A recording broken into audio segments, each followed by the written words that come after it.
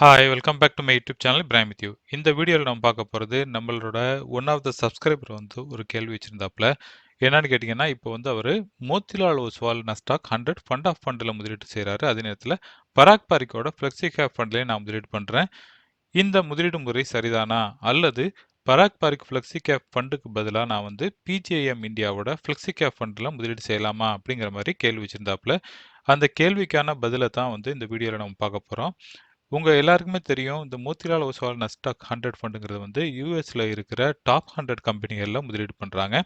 But அதே நேரத்தில் பராக் பாரிக்கோட ஃப்ளெக்சிகேப் ஃபண்டுங்கிறது வந்து யூஎஸ்ல இருக்க மார்க்கெட்லயும் முதலீடு பண்றாங்க. அதே நேரத்தில் இந்தியா பங்கு சந்தையிலையும் முதலீடு பண்றாங்க. ஸோ உங்களோட முதலீடுகள் பார்த்தீங்கன்னா ஓவராலா வந்து ஒரு வெல் டைவர்சிஃபைடு திட்டமா இருக்கு. பட் இந்த ரெண்டு ஃபண்டுகளுக்குமே வந்து அட்வான்டேஜும் இருக்கு, டிஸ்அட்வான்டேஜும் இருக்கு. பட் அதே நேரத்தில் இந்த பிஜிஐஎம் இந்தியாவோட ஃப்ளெக்சிகேப் ஃபண்டுனா என்னன்னு கேட்டிங்கன்னா, அந்த ஃபண்டு வந்து ஒன்லி இந்தியாவில் மாத்திரம் முதலீடு பண்றாங்க. இந்தியாவில் இருக்கிற மிக்ஸா இருக்கிற ஃப்ளெக்சிகேப்பா இருக்கிறதுனால வந்து லார்ஜ் கேப்லயும் முதலீடு பண்ணுவாங்க, மிட் கேப்லயும் முதலீடு பண்ணுவாங்க, ஸ்மால் கேப்லயும் முதலீடு பண்ணுவாங்க. ஸோ இது வந்து எல்லாம் கலந்த ஒரு கலவையான ஒரு முதலீடா இருக்கும். இந்த வீடியோல நம்ம இவர் கேள்விக்கான பதில்களை நம்ம பார்த்து தெரிஞ்சுக்கலாம்.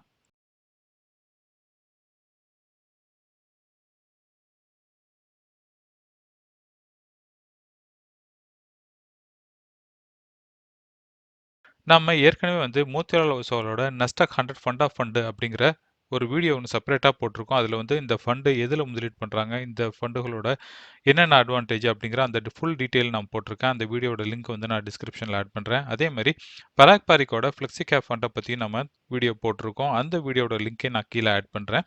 ரீசெண்ட் டயத்தில் வந்து பிஜிஎம் இந்தியாவோட ஃப்ளெக்சிகேப் ஃபண்டை பற்றி நம்ம சொல்லியிருக்கோம். இந்த 3 ஃபண்டுகளோட டீட்டெயிலான வீடியோ வந்து நமக்கு ஏற்கனவே நம்ம பப்ளிஷ் பண்ண அந்த வீடியோக்களோட லிங்க் வந்து நான் கீழே டிஸ்கிரிப்ஷனில் ஆட் பண்ணுறேன்.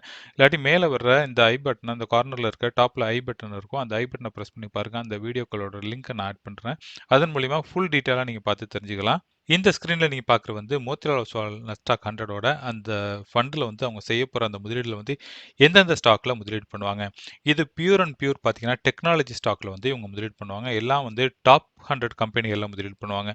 உதாரணமாக பார்த்தீங்கன்னா ஆப்பிள் இருக்குது, மைக்ரோசாஃப்ட் இருக்குது, அமேசான் இருக்குது, டெஸ்லா இருக்குது, என்விடியோட கிராஃபிக் கார்பரேஷனில் அவங்க முதலீடு பண்ணுறாங்க. அதுக்கப்புறம் பார்த்தீங்கன்னா கூகுளோட அல்ஃபாபெட் ஏ, அல்ஃபாபெட் சி இப்படிப்பட்ட நிறுவனங்கள் முதலீடு பண்ணுறாங்க. அதுக்கு அடுத்ததாக பார்த்தீங்கன்னா ஃபேஸ்புக் இருக்குது, அடோப் சிஸ்டம் இருக்குது, நெட்ஃப்ளிக்ஸ் இருக்குது, காஸ்டகோ ஹோல்சேல் பெரிய ஒரு சூப்பர் மார்க்கெட் மாதிரியான ஒரு பிஸ்னஸ் அது. அதில் முதலீடு பண்ணுவாங்க. இப்படி நீங்கள் அந்த டீட்டெயிலை நீங்கள் பார்த்தீங்கனாலே நம்ம இந்தியாவில் இருந்தால் கூட இன்டர்நேஷ்னலாக இப்படிப்பட்ட பிராண்டுகளை நம்ம சாதாரணமாக நம்ம வீடுகளில் யூஸ் பண்ண ஆரம்பிச்சிட்டோம். அது ஐஃபோன்லேருந்து மைக்ரோசாஃப்ட் இல்லாமல் நம்ம கம்ப்யூட்டர் கிடையாது. அமேசானில் வந்து இப்போ நம்ம நிறையா பர்ச்சேஸ் பண்ணுறோம். அதுக்கப்புறம் பார்த்தீங்கன்னா நெட்ஃப்ளிக்ஸில் வந்து நிறையா மூவி பார்க்குறோம். கூகுள் வந்து நம்ம எவ்வளோ யூஸ் பண்ணுறோம். யூடியூப்லேருந்து நீங்கள் பார்க்குற அந்த யூடியூபோட இந்த வீடியோக்கள் நீங்கள் பார்க்குறதே வந்து கூகுளோட அல்ஃபாபெட் அப்படிங்கிற இந்த கம்பெனிகள் மூலிமா தான் நம்ம பார்க்குறோம். இப்படி இன்டர்நேஷ்னல் பிராண்டில் வந்து சர்வசாதாரணமாக நம்ம இந்தியாவில் இருந்து நம்ம உபயோகிச்சுட்டு இருக்கோம். அப்படிப்பட்ட டாப் நிறுவனங்களில் முதலீடு பண்ணுறாங்க. ஸோ இதோட அட்வான்டேஜ் என்னன்னு பார்த்தீங்கன்னா இவங்க வந்து நல்ல நல்ல நிறுவனங்களை முதலீடு பண்ணுறாங்க. அதே நேரத்தில் இந்த ஃபண்டோட எக்ஸ்பென்ஸ் ரேஷியோ பார்த்தீங்கன்னா ரொம்ப சொற்பமான எக்ஸ்பென்ஸ் ரேஷியோ தான், 0.10 தான். ஸோ இதில் வந்து உங்களுக்கு பெரிய அளவில் வந்து நீங்கள் எதுவும் நீங்கள் பே பண்ண தேவையில்லை. ஸோ உங்களோட முதலீடு காலம் வந்து லாங் டர்மாக இருக்கும். லாங் டர்ம்னு நான் சொல்றது என்னன்னு பார்த்தீங்கன்னா, ஒரு 10 வருஷ காலத்துல நீங்க உங்களோட ஃபினான்ஷியல் கோல் அடையணும் அப்படின்னு நீங்க விரும்புனீங்கன்னா, இப்படிப்பட்ட திட்டங்களை நீங்க முதலீடு பண்ணலாம். அதற்கு அடுத்ததா பராக் பாரிக்கோட ஃப்ளெக்சிகேப் ஃபண்ட பார்க்கலாம். இந்த ஃபண்டோட போர்ட்ஃபோலியோ தான் இந்த ஸ்க்ரீன்ல நீங்க பார்க்குறீங்க. இதுல பார்த்தீங்கன்னா, இவங்க வந்து கூகுள் அல்ஃபாபெட் ஏ அப்படிங்கிற அந்த நிறுவனங்கள முதலீடு பண்றாங்க. அதற்கு அடுத்தது பார்த்தீங்கன்னா, பஜாஜ் ஹோல்டிங்ல முதலீடு பண்றாங்க. அதுக்கப்புறம் மைக்ரோசாஃப்ட் கார்ப்பரேஷன் இருக்கு, அமேசான் இருக்கு, ஐடிசி இருக்கு, Facebook இருக்கு, ஐஆர்சிடிசி நிறுவனங்கள்ல முதலீடு பண்றாங்க. அதுக்கப்புறம் HAL technology, ICICI bank, hero motor corporation, அப்புறம் ஆக்சிஸ் பேங்க் அப்படி 2ம் கலந்த முதலீடா இருக்கு. அதாவது இன்டர்நேஷனல் மார்க்கெட்லயும் இவங்க முதலீடு பண்றாங்க. இந்தியால இருக்கிற தரம் வாய்ந்த நிறுவனங்களையும் இவங்க முதலீடு பண்றாங்க. ஸோ உங்களுக்கு வந்து ஒரு நல்ல ஒரு வெல் டைவர்சிஃபிகேஷன் கிடைக்கும். இந்தியாவோட முதலீடும் உங்களுக்கு வளர்ந்துச்சுன்னா அதுலேருந்து பெனிஃபிட் கிடைக்கும். அதே நேரத்தில் இன்டர்நேஷனல் மார்க்கெட்லயும் வந்து அந்த நிறுவனங்கள் வளர்ந்தாலும் உங்களுக்கு அதோட பெனிஃபிட் கிடைக்கும். இந்த ஃபண்டை பொறுத்த வரைக்கும் பார்த்தீங்கன்னா எக்ஸ்பென்ஸ் ரேஷியோ வந்து 0.82 ஆயிருக்கு. இந்த ஃபண்டை பொறுத்த வரைக்கும் நல்ல கான்ஸ்டன்ட்டாக வந்து இந்த திட்டம் வந்து ரிட்டர்ன் கொடுத்துட்டு இருக்கு. ஸோ உங்களோட முதலீடுகளை வந்து நீங்கள் எப்படி அமைச்சுக்கிறீங்க, அதாவது வெல் டைவர்சிஃபிகேஷன் உங்களுக்கு வேணுமா, அல்லது நீங்கள் ஒன்லி இன்டர்நேஷனல் ஃபண்டில் நீங்கள் முதலீடு செய்கிறா இருந்தால் அந்த மோத்திலால் ஒஸ்வாலோட Nasdaq 100 ஃபண்டில் நீங்கள் முதலீடு பண்ணலாம். தேர்டாக நம்ம பார்க்க போகிறது வந்து PGIM இந்தியா ஃப்ளெக்ஸிகேப் ஃபண்டை பற்றி பார்க்குறோம். இந்த ஃபண்டில் பார்த்தீங்கன்னா பியூர் அண்ட் பியூராக வந்து இவங்க வந்து இந்தியாவில் முதலீடு பண்ணுறாங்க. அதுவும் வந்து நல்ல டாப் நிறுவனங்களா இருக்கு. இதுல பார்த்தீங்கன்னா, இன்ஃபோசிஸ்ல முதலீடு பண்றாங்க, ஐசிஐசிஐ பேங்க்ல முதலீடு பண்றாங்க, எல்&டில முதலீடு பண்றாங்க, HDFC limited, Bharti Airtel, Gujarat gas, Axis bank, ESAB India, Krishna institute, L and T Infotech அப்படின்னு எல்லாம் பார்த்தீங்கன்னா, டாப் ஹோல்டிங்கே இருக்கு. அதே நேரத்தில் ஸ்மால் கேப் நிறுவனங்களையும் முதலீடு பண்றாங்க. டாப் ஹோல்டிங் நிறுவனம் வந்து ரொம்ப ஒரு ஹையர் குரோத்தா வந்து அந்த ஸ்டாக் வந்து பெரிய அளவில் வளராகாட்டியும் மற்ற மிட் கேப்பும் ஸ்மால் கேப்பும் இருக்கிறதுனால இதில் வந்து ஒரு அக்ரெசிவான ஒரு ரிட்டர்ன் நம்ம பார்க்க முடியும். இந்த ஃபண்டை பொறுத்த வரைக்கும் இதோட எக்ஸ்பென்ஸ் ரேஷியோ பார்த்தீங்கன்னா வெறும் 0.20 தான். நீங்கள் மற்றபடி எந்த ஒரு ஆக்டிவ் ஃபண்டை எடுத்தாலும் இந்த அளவு குறைவான எக்ஸ்பென்ஸ் ரேஷியோ இருக்காது. ஏன்டா இப்போ இருக்கிற காலகட்டங்களில் வந்து பாசிவ் ஃபண்டுகளோட எக்ஸ்பென்ஸ் ரேஷியோ வந்து 0.20 இருக்கிறதுனால இந்த ஃப்ளெக்ஸி கேப் ஃபண்டுங்கிறது வந்து நல்ல ஒரு ஃபண்டா தான் நான் பார்க்குறேன். பட் அதே நேரத்தில நீங்க வந்து தீர்மானிங்க எந்த திட்டத்தில தேர்ந்தெடுத்து முதலீடு பண்ணா உங்களுக்கு கரெக்ட்டா இருக்கும் அப்படிங்கிற அந்த தீர்மானம்ங்கிறது நீங்க தான் எடுக்கிற முடிவா இருக்கும். நம்ம தேர்டா நம்ம இந்த ஸ்க்ரீன்ல நம்ம பார்க்க போறது வந்து, நம்ம இந்த 3 ஃபண்டுகளும் வந்து எவ்வளோ ரிட்டர்ன் குடுத்துச்சு அப்படிங்கிற அந்த டீட்டெயில் தான் இதில பார்க்க போறோம். ஃபர்ஸ்ட் கிரீன் கலர்ல இந்த கோலத்துல நம்ம பார்க்குறது வந்து பராக் பாரிக்கோட ஃப்ளெக்ஸிகேப் ஃபண்டோட அந்த டீட்டெயில் பார்க்குறோம். அதற்கு அடுத்ததா எல்லோ கலர்ல பார்க்குற அந்த கிராஃப் வந்து மோத்திலால் ஒஸ்வாலோட Nasdaq 100 ஃபண்ட் ஆஃப் ஃபண்டோட அந்த கிராஃப் தான் பார்க்க போறோம். தேர்டா நம்ம பார்க்குறது வந்து ப்ளூ கலர்ல வந்து பிஜிஐஎம் இந்தியாவோட ஃப்ளெக்ஸிகேப் ஃபண்ட் தான் நம்ம பார்க்க போறோம். ஸோ ஃபர்ஸ்ட் நம்ம பராக் பாரிக்கோட ஃப்ளெக்ஸிகேப் ஃபண்ட் வந்து எவ்வளோ ரிட்டர்ன் குடுத்துச்சு அப்படிங்கிறத நம்ம பார்க்கலாம். இயர் டு டேட்ட பொறுத்த வரைக்கும் பார்த்தீங்கன்னா, பராக் பாரிக் ஃபண்ட் வந்து 45% வந்து ரிட்டர்ன் குடுத்துச்சு.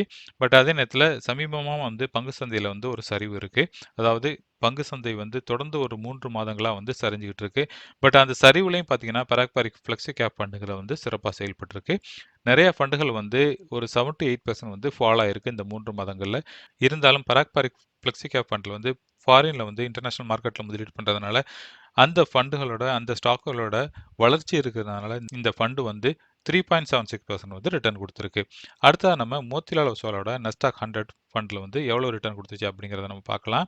இதில நான் குடுத்திருக்க டேட்டா வந்து 5 இயரோட டேட்டா எடுத்திருக்கேன். இது வந்து ஏன்னா இந்த ஃபண்டுகள் எல்லாம் வந்து ரீசென்ட் டயத்துல வந்ததுனால அதை விட அதிகமான டேட்டா நம்மள்ட்ட கிடையாது.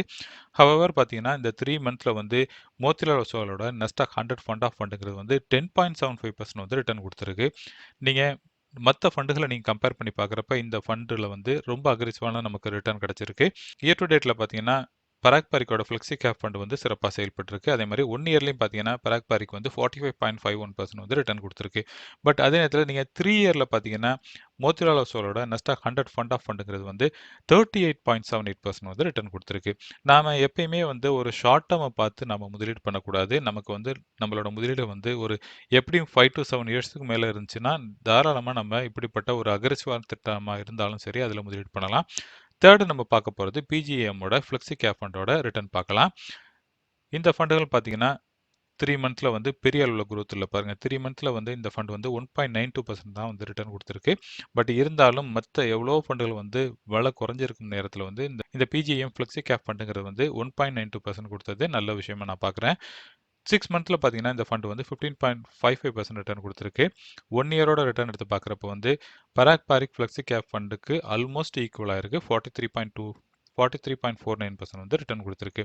மத்தபடி 3 இயர்ல பார்த்தீங்கன்னாலும், இந்த ஃபண்ட் வந்து 28% வந்து ரிட்டர்ன் குடுத்திருக்கு. 5 இயரோட ரிட்டர்ன் எடுத்து பார்க்குறப்போ வந்து 21.94% வந்து இந்த பிஜிஐஎம்மோட ஃப்ளெக்ஸி கேப் ஃபண்ட் வந்து ரிட்டர்ன் குடுத்திருக்கு.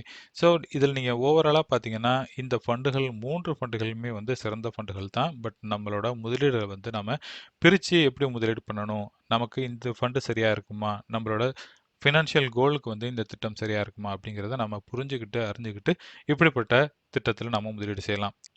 என்னட்ட பெர்சனலா நீங்க கேட்டீங்கன்னா, நீங்க எந்த மாரி நீங்க குரோத் நீங்க எதிர்பார்க்குறீங்க? மோத்திலால் ஒஸ்வால்ங்கிறது வந்து ஒரு அக்ரெசிவான ரிட்டர்னா இருக்கிறதுனால, அதுல நீங்க லாங் டெர்ம்ல நீங்க ஹோல்ட் பண்ணலாம். அதோட மெயின் அட்வான்டேஜ் பார்த்தீங்கன்னா, இதுல அதோட எக்ஸ்பென்ஸ் ரேஷியோவ நான் சொல்லுவேன்.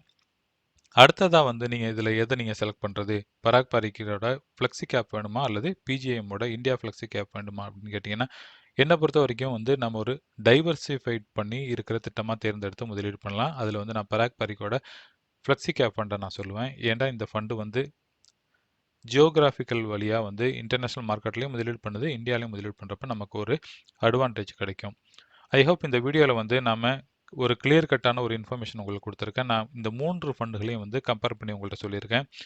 இந்த வீடியோ பிடிச்சிருந்துச்சுன்னா லைக் பண்ணுங்க, உங்க ஃபேமிலி ஃப்ரெண்ட்ஸோட ஷேர் பண்ணுங்க. இதே மாதிரி ஒரு நல்ல டாபிக்கோட எகைன் நான் உங்களை மீட் பண்றேன்.